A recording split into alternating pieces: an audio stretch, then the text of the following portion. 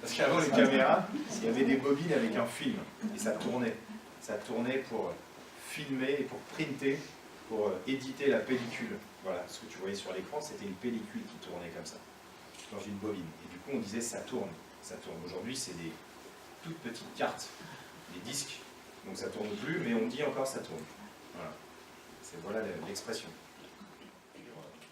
Client des cinémas, vous allez au cinéma déjà, avec vos parents. Vous allez voir plutôt des dessins animés, plutôt, voilà. Des fois d'autres films, mais des films pour les enfants. Voilà. Et le film que je vais faire à propos de Louis Vuitton, qui est un film normalement pour les adultes, mais j'aimerais qu'il s'adresse aussi aux enfants. Justement pour raconter une histoire, une partie de l'histoire de France, pour que vous la compreniez et surtout vous ne l'oubliez pas. Surtout que vous ne l'oubliez pas. Il ne faut pas que ça tombe dans l'oubli.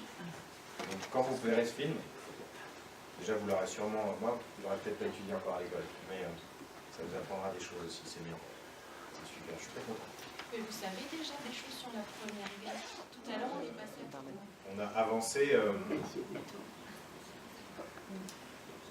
avec David, donc j'écris avec David Holofen. David est un auteur qui a écrit dernièrement, vous avez peut-être vu Sauver ou Périr, ce film sur les pompiers avec Pierre Ninet qui vient de sortir. Qui a écrit Dans les forêts de Sibérie aussi avec Raphaël Personnaz, qui a écrit L'affaire Esquin, et qui a réalisé et écrit dernièrement Loin des hommes avec Reda Kateb et Viggo Mortensen, et cette année qui est sortie il y a 2 mois, Frères ennemis avec Mathias Schoenaerts et encore Reda Kateb. Voilà. David c'est un super scénariste, c'est un ami, et je vous parle de lui parce que moi j'avais écrit une première version du scénario, seul, que je trouvais pas mal, et que je trouvais pas mal juste quand j'ai fini, parce que 2 semaines après je trouvais ça nul. C'est normal, ça fait partie du processus, c'est normal. Et c'est vrai que cette histoire m'est tellement personnelle et tellement proche que je me suis dit qu'il me fallait quelqu'un de bienveillant, qui connaisse cette histoire, parce qu'il a lu évidemment, il avait lu le roman et tout ça, David, que je lui avais offert, mais qui en même temps serait complètement objectif et qui serait vraiment tranchant quand il y aurait des choix à faire. Et David, bon, il est très très demandé, puisque c'est une star de l'écriture. Aujourd'hui, il écrit pour le nouveau film d'Emir Kusturica, il écrit pour les plus grands partout, même aux États-Unis même.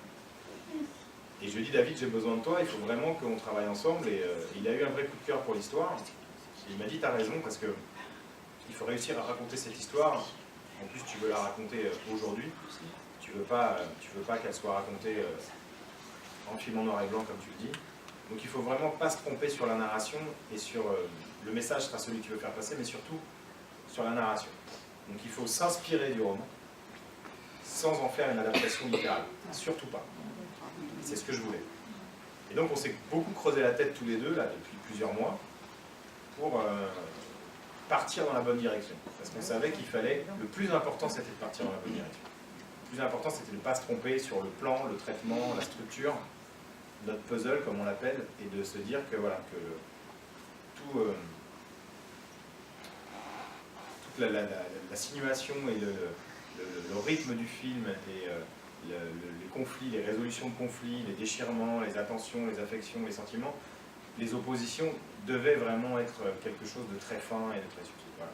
Et on a trouvé, il n'y a pas longtemps, et on a vraiment trouvé. Donc là je suis très content parce que c'est un temps qui est difficilement palpable de l'extérieur, je l'ai déjà expliqué, mais ce temps de maturation, c'est ce qui fait la qualité d'un film ou pas, en fait. Et si on ne prend pas ce temps de gestation, de se poser ces questions, de toutes se poser ces questions, de tout essayer, parce qu'on essaie les choses les plus invraisemblables, pour être sûr que ce ne soit pas ça, mais il y a toujours un détail qui vous fait rebondir sur quelque chose de juste. Voilà. Et comme on dit, tous les deux, on se dit à chaque fois, on n'a pas le droit aux facilités scénaristiques. Un exemple, vous entrez dans la salle, il y a 2 personnages qui ne peuvent pas se croiser, comme par hasard, vous allez quitter la salle juste au moment avant que l'autre arrive. Mais c'est trop facile. Il faut qu'il y ait une raison, il faut qu'il y ait une motivation de votre personnage pour partir.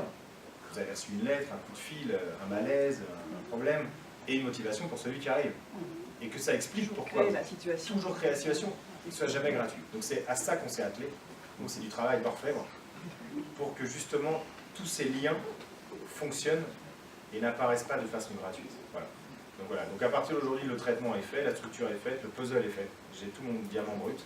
Donc là, je suis dans l'écriture. Et on se revoit encore jeudi, on se voit toutes les semaines avec David, une fois par semaine. Et on fait le point sur chaque séquence que j'écris, et après on les retravaille ensemble. Voilà. Donc ça avance bien, et j'espère avoir une bonne version en juin, comme prévu. Voilà, je suis très content de ce qu'on a trouvé. Quel est votre ressentiment lorsque vous rentrez dans l'histoire, ça arrive à mon père comme ça? Alors, c'est... j'ai pris beaucoup de recul pour en avoir, parce qu'il en fallait. Mais comme je le disais tout à l'heure, c'est une histoire que j'ai... Ces carnets, je les ai lus avant que le livre soit édité. Je les ai lus, j'avais 15-16 ans, et donc ça a eu le temps de maturer. Et aujourd'hui, je pense avoir la maturité et le recul, justement, pour pouvoir transmettre ces valeurs, ce qui est le plus important pour moi, transmettre ces valeurs à travers ce film. Mais ce film, voilà, ne traitera pas intrinsèquement de la vie de Louis Vuitton. Il traitera de sa transmission, de sa famille, de ma famille, de sa descendance, et de ceux qui sont là en 2020. Et qui forcément fouillent dans l'héritage familial et découvrent des choses. Voilà. Et je veux vraiment que le spectateur puisse se mettre dans la peau d'un homme ou d'une femme qui découvrirait certaines choses aujourd'hui. Ici, on est tous avertis sur cette histoire et sur l'histoire de France, mais il y a beaucoup de gens qui, et beaucoup trop, je le disais tout à l'heure, tout le monde n'était pas là, je vais le répéter, quand j'ai lu il y a quelques semaines cette statistique des 18-24 ans en France, 21% pensent que la Shoah n'a jamais existé et que les camps n'ont jamais existé. C'est un peu dur à entendre. Donc ça fait froid dans le dos. Donc du coup, ça m'a conforté. Je savais que je voulais faire ça déjà d'en parler en 2020, mais ça m'a conforté dans le fait qu'il fallait vraiment s'adresser à une jeunesse. Nous, on la connaît l'histoire. Mais s'adresser à une jeunesse qui peut douter, ne pas comprendre, ne pas avoir été éduquée, avertie, ou même mal éduquée. Voilà, juste subtilement d'avertir, d'alarmer et de tenir au courant, et de faire en sorte que cette mémoire dure, voilà, et qu'elle ne tombe pas dans l'oubli. Et le personnage de Louis Vuitton, par rapport à tout ce qu'il véhiculait, par rapport à son humanité, par rapport à sa tolérance, à son ouverture d'esprit, reflète exactement tout ce que j'ai envie de dire avec ce film. Donc voilà, donc c'était le plus compliqué pour l'adaptation, c'était de l'adapter en 2020. Voilà. Et qu'il n'y ait pas une seule image en noir et blanc. Non mais c'est important, parce que comme je le disais, je vais pas faire j'aurais pu faire un documentaire sur Louis Vuitton, avec grand plaisir. Un documentaire, mais le projet, pour moi, aujourd'hui, il est nécessaire que ce film existe, avec le message qu'il y a à faire passer derrière, de transmettre. Donc je pense que d'ouvrir le débat et de généraliser cette réflexion est plus importante que de faire seulement, entre guillemets, seulement, même s'il le mériterait à 200%, un documentaire sur Louis Vuitton. Louis Vuitton doit nous permettre de mettre un pied dans l'histoire et d'avertir. Et je pense qu'il aurait été ravi de ça. Donc et que son nom soit associé à cette entreprise, je pense qu'il aurait été ravi de ça. Donc voilà, et c'est toute la subtilité, votre question elle est très juste, de se poser ce genre de questions, mais je sais que je suis dans le vrai. Voilà, je sais que je suis dans le vrai et que c'est légitime. Et que j'en ai parlé aussi beaucoup avec la famille Vuitton, évidemment, encore hier soir, avec Jackie qui était là. Voilà, ils me font confiance et ils savent très bien que ce film ne sera pas une adaptation littérale, mais sera une adaptation avec une dimension encore plus grande et qui puisse rayonner encore plus loin. Voilà, comme je disais, c'est pas un biopic sur Gainsbourg, Claude François, Jean Moulin. Ça pourrait, mais c'est l'histoire d'un homme ordinaire qui a eu un destin extraordinaire. Donc il faut réussir à transmettre ça, sans tomber dans l'admiration aveugle, parce que ça ne ferait pas un film intéressant. Et il faut faire un film qui tienne en haleine, et un film qui pose des questions, qui doute, qui les résolve, qui reviennent en arrière, qui repartent et qui nous fassent avancer. Voilà. Donc, j'ai bien répondu à la question. Et chaque jour sur mon scénario, je change le titre. Ça c'est pareil, c'est génial, j'adore ce moment, parce que c'est comme sur un clap, quand on tourne, on a des claps et on met le titre. Et moi j'aime bien changer sur le clap, ce qui ne se fait jamais, changer le titre. Parce qu'on a encore la possibilité de le faire. Et j'aime bien, c'est comme un peintre qui retouche son tableau pendant des semaines, juste avant d'aller l'exposer ou de le vendre. On a toujours envie de le retoucher quelque chose. Donc moi j'aime bien rester libre au maximum, et à un moment donné, voilà, je sais qu'à un moment donné il y a une date butoir, il y a une échéance, et qu'à cette échéance il faut choisir. Mais il s'impose souvent de lui-même. Pour La Vie pure par exemple, dans le roman à un moment donné, de La Vie pure, c'est le titre La Vie pure, le héros disait La vie pure, j'ai touché du doigt la vie pure, libre et primitive. Et cette phrase, que je trouvais très juste, mais qui était un peu mis au hasard dans le roman, pas d'une façon très, très en relief, très en avant, mais je me suis dit La vie pure, libre et primitive, c'est un peu long comme titre. Et après j'ai gardé La Vie pure et ça s'est imposé, et c'était évidemment La Vie pure le titre du film. Voilà, je pense que ça fera pareil, mais je ne me mets pas de pression, ça viendra tout seul. Voilà. Je vais vous répondre par un exemple très simple. Steven Spielberg, pendant 20 ans, il a essayé de faire la liste de Schindler. Il n'a jamais pu la faire. Parce qu'il n'avait pas l'argent et on ne lui donnait pas le financement. Le studio, il a dit d'accord, j'y arrive pas, tout en étant Steven Spielberg, déjà oscarisé, et on fait des millions d'entrées. En parlant. Il dit d'accord, bah alors, ok, je fais pas Schindler List, mais je vais vous faire Jurassic Park. D'accord. Je vais finir parce que ça ne s'arrête pas là. Il fait Jurassic Park 1 qui cartonne. Des millions de dollars, des centaines de millions de dollars. Donc le studio lui dit, bon allez, vas-y, fais-le ton Schindler List. C'est vraiment comme ça que ça s'est fait. Fais-le. Quand t'as l'argent. On te donne 20 millions, mais pas plus, fais-le. Et on te donne 200 pour que tu viennes. Donc il fait Jurassic Park 1 et il fait la du Schindler. Et après, comme il est malin, il dit, bah, je vais vous faire Jurassic Park 2. Mais je fais Amistad, sur l'esclavage, que personne ne voulait financer. Et je vais vous faire Jurassic Park 3, et après je vais faire Munich, sur les attentats de Munich, parce que personne ne le finance. C'est pareil. C'est implacable. C'est implacable. C'est-à-dire que cette série, dans laquelle je travaille, dans laquelle je prends du plaisir à être, parce qu'on a une belle bande de comédiens, vous avez des Fred Bianconi qui viennent d'Engrenage, des Gabriel Lazur qui ont tourné avec Richard Gere à Hollywood, des Valérie Caprisky, des gamins qui sont super bien. Il y a des très bons comédiens. On se connaît tous maintenant très bien, on passe beaucoup de bon temps ensemble. Et l'audience fait 4 millions de téléspectateurs par soir. Mais donc moi, mais j'en suis ravi. On a le droit d'avoir des goûts éclectiques. On a le droit d'aimer le caviar et la choucroute. Heureusement. Et j'aime les deux. Mais voilà, donc c'est aujourd'hui, heureusement, les frontières entre le cinéma, et moi je suis en plus dans le cinéma d'auteur, entre le cinéma d'auteur et la télévision, aujourd'hui vous voyez beaucoup de comédiens de cinéma, tous venir à la télévision. Tous. Tout le monde vient à la télévision. Donc c'est vrai que j'y ai réfléchi, je me suis posé la question, parce que surtout, c'est devenu un peu par hasard cette série pour moi. Parce que moi on m'a contacté pour la réaliser. Et entre deux longs métrages, on m'a dit, est-ce que tu voudrais lancer cette série? Elle était, et je leur ai dit, pourquoi pas? Je connais très bien le producteur, Thomas de Mathéis, qui est un ami. Et Thomas m'a dit, Jérémy, ok. Donc on est presque tombé d'accord de se dire que j'allais réaliser le début de la série. Et en parallèle, la directrice de casting, Johanna Delon, m'a dit, Jérémy, tu veux pas faire un petit bout d'essai? Je dis, mais je vais réaliser. Elle me dit, je sais. Mais c'est un petit truc. Voilà. Et le petit truc est devenu C'est devenu un gros truc. Voilà. Et du coup, j'ai pas réalisé la série parce que j'ai pas eu le temps. Il est toujours d'actualité que je le fasse. voilà, c'est pas une nécessité, mais c'est possible. Oh, ça fait pas dommage. Oui, non, mais c'est possible. Après voilà, moi j'ai mes projets qui me tiennent à cœur à côté, et ils le savent très bien. Et voilà, donc pour répondre à votre question, l'un sert l'autre.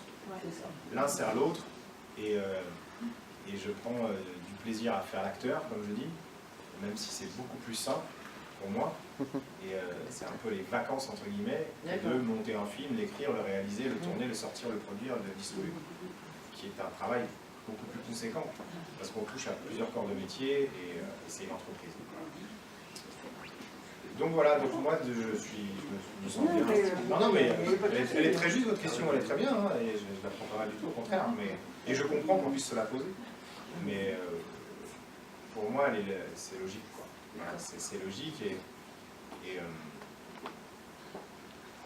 pour aller même plus loin, si sur les 4 millions de téléspectateurs qui regardent Un si grand soleil, 1 million peut venir voir le film sur le Ah bah bien sûr, mais moi j'y vais, alors c'est ça. Non mais vous voyez, parce que je sais que l'audience de public d'Un si grand soleil n'irait pas forcément voir. Non. Et en même temps c'est complètement faux ce que je dis, parce que regardez, il y a des gens comme vous, il y a plein de gens aussi qui peuvent aimer les séries télé et aller voir des films au cinéma complètement différents. Je suis totalement piégé. Voilà, et je pense que ce genre de série est totalement piégeante, ah bah, non, et à un moment donné on devient addict à l'histoire qu'on nous raconte tous les soirs. Voilà. Oui, alors que enfin, voilà, mais on est addict.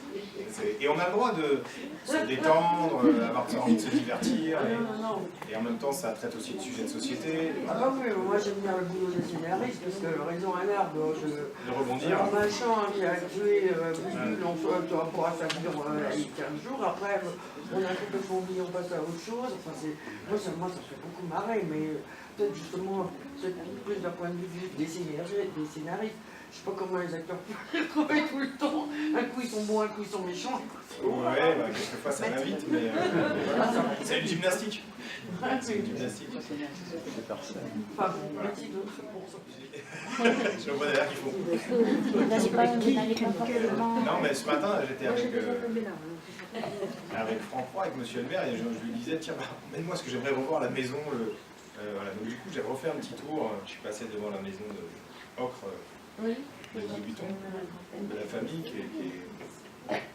qui est, dans mon souvenir, elle était hermétique, mais elle est encore plus hermétique que ce que je pensais.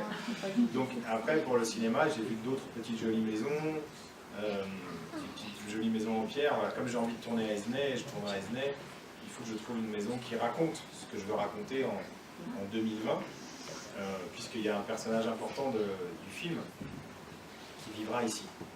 Donc voilà, donc je commence à faire des repérages, comme on dit, et à regarder. Ouais, mais je tournerai, on va tourner entre la Vendée, l'Allemagne à Berlin et Mauthausen. Voilà, les trois décors principaux du film. C'est pas d'à vous que je parlais, excusez-moi. Parce que j'entends pas votre question. Allez-y, monsieur. Je voulais savoir si les acteurs qui vont jouer dans pour le casting du film. Oui. Alors, au point où j'en suis, c'est vrai que je souhaite pas mettre des visages au moment de l'écriture trop tôt, pour ne pas me mettre de limites dans mon imaginaire par rapport à les personnages. Que le personnage soit plus important que le comédien qui l'interprétera. Donc du coup, aujourd'hui, je laisse complètement ouvert les choses, et à aucun moment je me mets un visage en tête. Pas encore. Et j'essaie de reculer ce moment-là au maximum, pour pouvoir être totalement libre dans l'écriture. Parce que c'est un défaut qu'on a quand on est un jeune auteur, ça m'est arrivé il y a quelques années, c'est de tout de suite focaliser sur un visage, et souvent c'est pas l'acteur que vous avez pour votre film, donc c'est un autre. Et du coup, votre personnage, vous l'avez trop fait incarner par cette personne, et du coup, vous l'avez sûrement limité dans certaines actions, dans certaines réflexions, dans certains dialogues. Donc je préfère rester complètement libre le plus longtemps possible encore. Voilà. Et ça viendra vite aussi. À un moment donné, on va me dire, Jérémy, il faut que tu nous fasses une liste. Petit A, petit B, petit C, dans quel ordre, quel comédien, à qui on propose. Voilà. Donc il y a encore quelques mois devant moi, donc ça, j'en profite. Entre 40 et 50 jours, donc ça fait entre 2 mois, 2 mois et demi. Voilà. Et puis là, comme on va être sur 3 dans 2 pays et sur Oui, 3 c'est lieux ça. différents, voilà, ça risque de prendre du temps, le temps des voyages aussi. Pour les fonds, vous avez trouvé des fonds? Alors les fonds, ça ce sera à la fin du scénario, pour faire le financement d'un film classique. C'est donc une chaîne de télévision, un distributeur et une région, c'est les choses les plus importantes. Plus après d'autres financiers qui peuvent rentrer en jeu. Mais le financement d'un film ne se fait que à la fin de l'écriture de scénario et avec un casting. Donc on écrit le scénario, la dernière version c'est pas tout de suite. Voilà. Et là après il faut se bagarrer pour aller chercher les fonds pour pouvoir faire le film. Mais le fait que vous êtes plus connu maintenant, vous aurez plus de facilité, à mon avis. Enfin, à mon avis. On ne sait jamais. Vous savez, il n'y a pas de règle. Il n'y a pas de règle. C'est sûr qu'on est plus identifié. Voilà. Donc du coup, en étant plus identifié, ça peut rassurer. Ça peut rassurer. Voilà. Mais il y a les deux côtés. Ça peut rassurer en même temps, ça peut. Voilà. Mais on ne sait jamais. On sait jamais. Le plus important, c'est que j'ai déjà fait un film. J'ai déjà fait La Piqûre, qui était un film compliqué à faire en Amazonie. Oui. Et voilà, où il y a eu un bon rendu, des bonnes critiques. Donc ça, c'est peut-être plutôt bien. Après, le reste, on verra. Non, c'est convaincre sur le scénario. Convaincre sur la qualité du scénario. C'est pour ça que j'y passe beaucoup de temps. Et convaincre sur la qualité du casting aussi. C'est vrai que quand on a des acteurs très connus de cinéma, c'est plus simple de monter un film. Donc, voilà. Mais c'est des étapes à chaque fois. Ça va sûrement intéresser la population Disney. Ah bah oui, ça, c'est sûr. eux, c'est sûr. C'est sûr. J'espère que ça Oui, mais intéressera enfin, les autres. Il en faut plus quand même. Voilà, c'est ça. Il faut que ça intéresse les autres. Et, même le poids. Il va compter sur une Je pense que quand même ça va intéresser le Vendée, nationale je pense. et internationale. Ah bah oui. Bah oui, parce que par exemple la vie pure, j'ai fait 4 continents avec, j'ai fait le tour du monde avec ce film, je l'ai présenté, une 50aine de festivals, une 15aine de prix. Un film, c'est un bébé à qui vous apprenez à marcher, au bout d'un moment il marche tout seul et il part.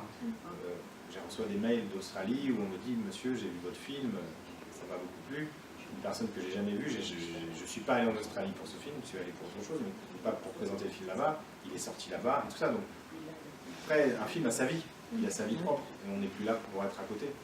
Donc l'entreprise de faire un film, oui, c'est de se dire qu'il va rayonner, qu'il va dépasser les frontières, c'est l'intérêt.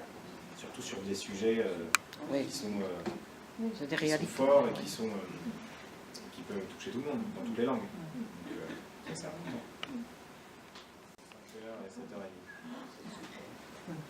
Le matin parce que c'est le temps, il n'y a pas de téléphone, les enfants dorment encore. Et c'est le temps où, j'appelle ça le moment d'extra-lucidité. On a tous ça. Vous avez effacé le disque de la veille. Le disque dur de la veille a été effacé et vous êtes neuf. Enfin, moi, c'est comme ça que ça se passe. Je suis neuf le matin très tôt. Et il y a une espèce d'extra-lucidité sur de l'écriture, sur des situations. Voilà, c'est toujours plus simple le matin.